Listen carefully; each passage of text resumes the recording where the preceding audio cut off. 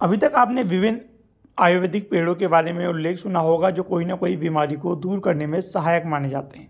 ऐसे ही आज हम आपको एक सीता अशोक पेड़ के बारे में बताएंगे जिसके बारे में कहा जाता है कि विभिन्न बीमारियों को दूर करने में काफ़ी उपयोगी होते हैं। ऐसे हमारे साथ चौधरी चरण सिंह विश्वविद्यालय के बॉटनी डिपार्टमेंट के विभाग अध्यक्ष प्रोफेसर विजय मलिक हैं। हमसे ही जानना चाहेंगे कि किस तरीके से ये पेड़ विभिन्न बीमारियों को दूर करने में उपयोगी माना जाता है। सर, हम आज जिस पेड़ के पीछे खड़े हुए हैं, इस पेड़ की क्या खासियत है औषधि तौर पर भी और धार्मिक तौर पर भी? ये पेड़ जिसके पास हम खड़े हैं इसको हिंदी में सीता अशोक कहते हैं और ऐसा माना जाता है कि माता सीता श्रीलंका में इसी पेड़ के नीचे बैठी थी।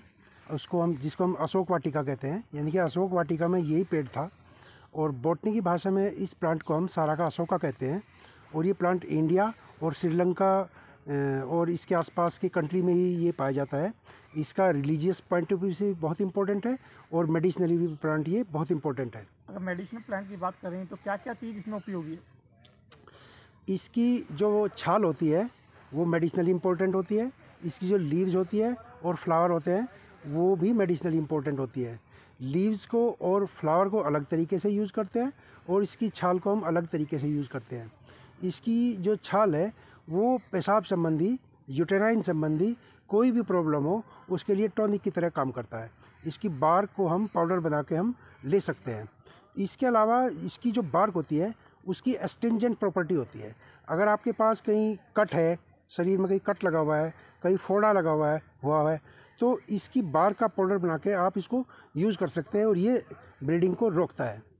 और इसके अलावा इसकी बार्क को हम अगर फीमेल में, औरतों में अगर गायनी संबंधी कोई प्रॉब्लम है उसमें भी ये रामबाण का काम करती है। और इसके फूल की बात की जाए तो इसके फूल और लीफ की बात जब हम करते हैं, इसके फूल और लीफ को हम जो किडनी में जो स्टोन होते हैं उनको रिमूव करने के लिए फूल और इसका जो लीफ है उसको हम यूज़ करते हैं।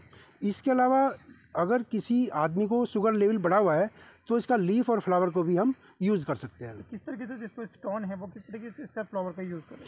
इसके लीफ और फ्लावर को हम कर सकते हैं कि आपने लीफ ली और या तो लीफ का आपने थोड़ा सा मतलब काढ़ा बना लिया या इसको पाउडर की फॉर्म में भी हम ले सकते हैं, लीफ को और फ्लावर को। तो कह सकते हैं ये पेड़ हर तरीके से बहुत उपयोगी है। बिल्कुल, ये पेड़ बहुत इंपॉर्टेंट है धार्मिक दृष्टि से भी और मेडिसिनल पॉइंट ऑफ व्यू से भी।